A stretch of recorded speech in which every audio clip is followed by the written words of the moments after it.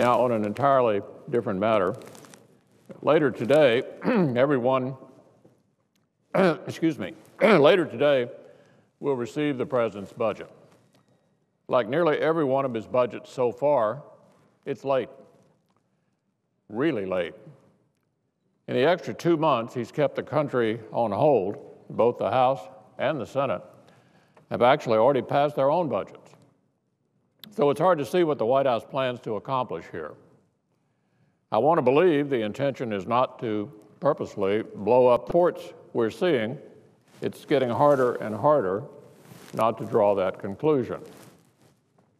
After all, the document headed our way does not appear designed to bridge the differences between the House and Senate-passed budgets. That's the role Americans would expect the President to play at this stage.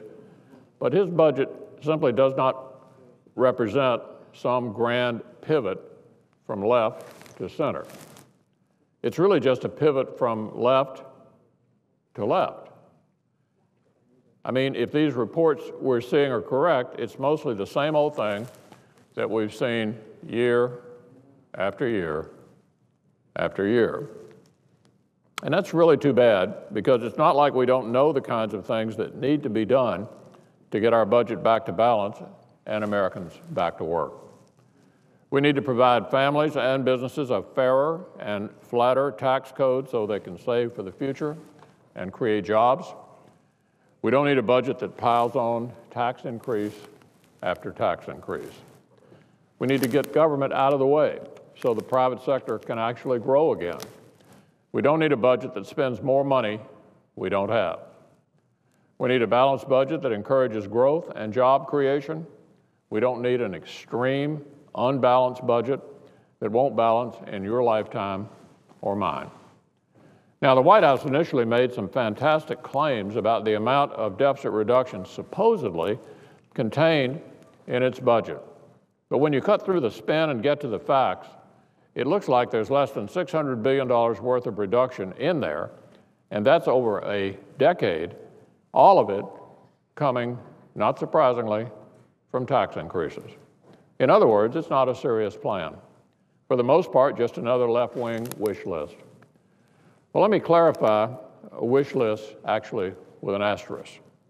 The President seems prepared to finally concede this time that at least something needs to be done to save entitlements from their inevitable slide toward bankruptcy. I'm glad to see him begin to come to grips with the math here. It's well past time for reform, and it's something the President ought to want to do because he presumably cares about saving entitlement programs, not just because he wants yet another excuse to raise taxes. Now, as we start to think about reforming entitlement programs, we should think about reform this way.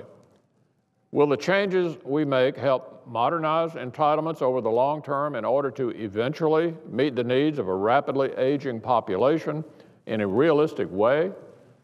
Or will they just kick the can down the road without actually solving the problem? Remember, kicking the can down the road is how we got to this point in the first place. So we need to have the courage to finally make the tough decisions Americans sent us here to make. If the President and his allies care about Social Security and Medicare, and I take them at their word that they do, then they need to prove that commitment by proposing ambitious, forward-leaning structural reforms to save them. This budget is their chance to do that, and I hope they will. But if they choose to continue using these programs as campaign weapons instead, then the math points to a clear outcome. The entitlement programs so many Americans rely upon will go bankrupt, and today's Washington Democrats will have to live with that legacy. We can't get to that point, but Republicans only control a tiny sliver of the federal government, so there really isn't much we can do until the President and his allies get serious about reform. It's way past time they did. We don't need another reheated budget. We've had enough of those in the past few years. We need a serious, reform-oriented budget. Sadly, I don't believe we'll see that one today.